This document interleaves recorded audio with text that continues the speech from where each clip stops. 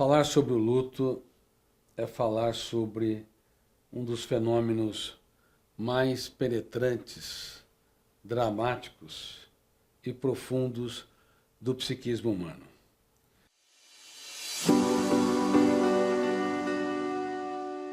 A vida é brevíssima para se viver e longuíssima para se errar. E frequentemente erramos conosco quando nós não aprendemos a ser autores da nossa própria história. Quando nós não conseguimos relaxar, viver mais leve, suave, fazer da nossa história, um espetáculo único e imperdível, ainda que tenha momentos de estresses, invernos, crises e conflitos. E talvez o mais intenso conflito é o fim da existência. Por sermos mortais, todos nós um dia vamos fechar os olhos para a vida. E quando alguém caro fecha os olhos para a vida, isso pode ser registrado como uma janela traumática duplo P, com duplo poder. Poder de ser lida e relida e poder de ser retroalimentada, portanto deixa de ser apenas um pequeno presídio temporário, se torna um presídio de segurança máxima. Várias mães, quando perdem os seus filhos e que, portanto, vivenciaram o caminho antinatural, porque se espera que os filhos enterrem os seus pais e não os pais enterrem os seus filhos, experimentaram uma dor tão grande que foi registrada de maneira tão poderosa no psiquismo humano que elas paralisaram a sua história socioemocional no velório do seu filho, na perda. E elas leem e releem aquela janela e retroalimentam aqueles arquivos e vivem uma dor que não se extingue, que não se finda, gerando um luto crônico, ou seja, um adoecimento. O luto crônico, ele deixa de ser uma experiência da perda para se tornar um adoecimento psíquico, porque não se oxigena mais a emoção, não se liberta mais o imaginário, não se promove mais a criatividade e não se conecta em novas relações ou em relações antigas de maneira mais suave, leve e livre. Então, o luto crônico, ele acaba asfixiando muitos pais que perderam seus filhos, filhos que perderam seus pais que amavam, irmãos que eram extremamente ligados um ao outro, e eles também deslocaram a sua personalidade, o seu prazer de viver, seu encanto pela vida, quando perderam este ente querido. Eu vou contar uma experiência aqui para ensinar algumas técnicas para superarmos o luto crônico. Uma experiência muito dolorida, cálida, que minha família passou. No começo deste século, cerca de, acho que 2002, minha cunhada, ela pegou o carro e levou seus 2 filhos para um clube, numa cidade perto da onde ela residia. E no caminho, infelizmente, o carro se acidentou e pegou fogo. E nós perdemos, portanto, a minha cunhada e os 2 sobrinhos e um amiguinho que estava com eles. E essas crianças tinham em torno de 3 e 5 anos, as duas.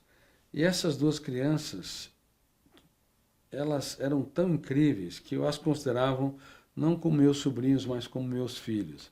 Eu beijava-os constantemente. E meu irmão, um ser humano brilhante, um notável jurista, ele perdeu toda a sua família. E nós, naquele drama irreparável, chorávamos lágrimas inconsoláveis. Eu trouxe todos os meus irmãos para minha casa, eu morava no campo naquela época, trouxe meus 5 irmãos, nós somos em 6, com com os seus maridos, com as suas crianças, trouxe também meus pais, e ali nós nos reunimos e eu falei muitas vezes para ele que a dor é irreparável, que a saudade jamais vai ser resolvida, mas a melhor maneira de superar quem nós perdemos não é se deprimindo, se autopunindo e fazendo milhares de perguntas sem respostas. Por que eles se foram? Naquele momento eu dizia, vamos homenagear essas crianças e vamos homenagear a nossa cunhada ou a sua esposa sendo mais alegres, sendo mais felizes. Se eles foram tão importantes, se eles eram insubstituíveis em nossas vidas, então não apenas vamos perceber que há um autor da existência, que a vida é um grande livro e a morte é uma vírgula para que o texto continue a ser escrito na eternidade, independente de uma religião, não apenas vamos nos firmar nessa tese, mas também na tese de que o nosso eu não pode chafurdar na lama da perda, não pode chafurdar na lama da depressão, do humor triste, da autopunição, do sentimento de que a vida foi completamente injusta conosco. Então vamos nos alegrar. Então todos os dias encorajava meu irmão que perdeu sua família, encorajava meus outros irmãos, minhas duas irmãs, os meus pais. Nós só conseguiremos honrar essas crianças e esta mãe se nós formos mais alegres, se formos mais felizes, se todos os dias nós gritarmos em nossa mente, lá no âmago do nosso ser, por amor a você, eu vou dar o melhor de mim para fazer os outros felizes. Por amor a vocês, nós vamos aplaudir todos os dias os momentos que tivemos com cada um. Por amor a vocês, nós não vamos nos deprimir, nem nos autopunir e nem considerar a vida completamente injusta conosco. E eles foram entendendo, vivenciando e transformaram o caos como uma oportunidade de serem mais felizes, de doarem-se mais para a sociedade e de entender que a vida, apesar de todos os dramas, ela ainda é um espetáculo único e imperdível. E essas ferramentas que eu utilizei na minha própria família, também utilizei para muitas mães que perderam seus filhos, pais que perderam suas crianças. E era incrível, quando eu falava para elas que a depressão, a autopunição, a angústia, o desespero e as milhares de perguntas sem respostas não homenageava quem eles perderam, não honrava a história incrível que eles tiveram, pelo contrário, era quase que uma atitude que não levava em consideração a grandeza, a notoriedade, a incrível experiência que eles nos deram, a história de vida inenarrável que eles tiveram, aí então eles viravam a chave. Então deixavam de ser deprimidos, começavam a sorrir os pais, começaram a ver, puxa, então eu vou me entregar para os meus outros filhos de uma maneira muito melhor, eu vou começar a me doar para a sociedade, vou começar a ser útil para as pessoas, eu não vou me submeter à dor, não vou me curvar à depressão, ao pessimismo e à autopunição. Então, eu tive experiência com vários casos graves que aparentemente eram inconsoláveis, inclusive pais que perderam seus filhos pelo suicídio. E eu sempre lhes dizia, seu filho não queria matar a vida, exterminar a existência, porque toda pessoa que pensa em morrer, na realidade tem fome e sede de viver. Eles querem matar a sua angústia, seu autoabandono, seu humor depressivo, sua autopunição, mas nunca a existência. Porque toda vez que nós pensamos na morte, é uma homenagem à vida, porque só a vida pensa. Então, esses pais que perderam seus filhos também ficaram aliviados, entenderam que naquele momento seus filhos não queriam exterminar a sua existência e varrê-los da relação com eles. Eles queriam, de fato, tentar de alguma forma aliviar o seu estado depressivo e de tristeza intensa. e assim também viravam as chaves e começavam a ser mais alegres, mais tranquilos, mais doadores, mais ousados, mais criativos e mais autores da sua própria história. O luto crônico é algo que tem que ser encarado sobre essas teses do programa de gestão da emoção. Essas teses, porque no mundo todo se fala de uma série de coisas. No primeiro momento existe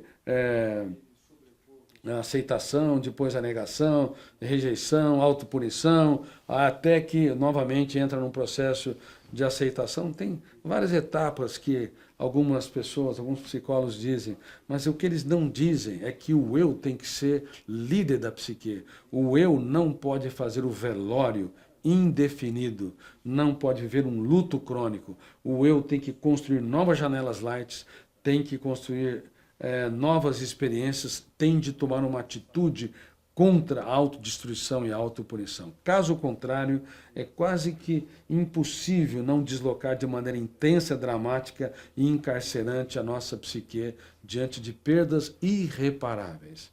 Então é possível escrever os capítulos mais importantes da nossa história nos momentos mais difíceis da nossa vida, quando compramos vírgulas. E é por isso que escrevi livros como O Vendedor de Sonhos e O Futuro da Humanidade. E o filme O Vendedor de Sonhos, que é um dos mais vistos no Brasil, em muitos países, pela Netflix, eu justamente coloquei no final do filme esta tese. Quando o filho vai tentar o suicídio e o pai vai até o prédio e tenta agarrá-lo e o filho rejeita o pai, e o pai percebe que ele não foi um pai carinhoso, afetivo, pelo menos nessa história, o suficiente, sempre discutia, apequenava, queria que o filho fosse melhor, e ele tinha um autoconhecimento de psicologia, era um psicólogo famoso. Bom, e o filho rejeita, e até que o pai toma uma atitude. Ele fala, tá bom, você vai, mas eu vou primeiro. Claro que era para dar um choque de lucidez. Quando o pai se aproxima do parapeito, o filho, o que você está fazendo? O que eu estou fazendo, filho?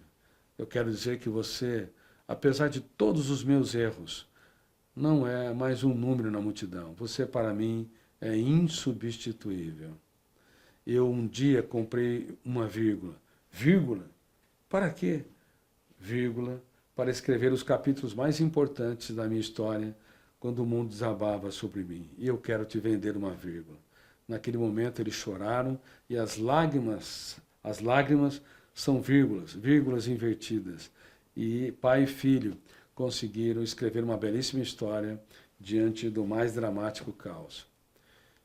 Luto crônico se resolve quando nós começamos a comprar vírgulas de maneira profunda e não colocar pontos finais diante das perdas irreparáveis que nós temos. Olá, amigos, eu gostaria de convidá-los com muito carinho para se inscreverem no canal do YouTube, que é o canal da Escola da Inteligência. Esse canal vai abordar muitos assuntos. Relações pais-filhos, relações alunos com alunos, filhos com filhos, professores com alunos, e também vamos falar sobre os transtornos emocionais e as técnicas mais importantes de gestão da emoção e para o desenvolvimento da inteligência global. Um forte abraço.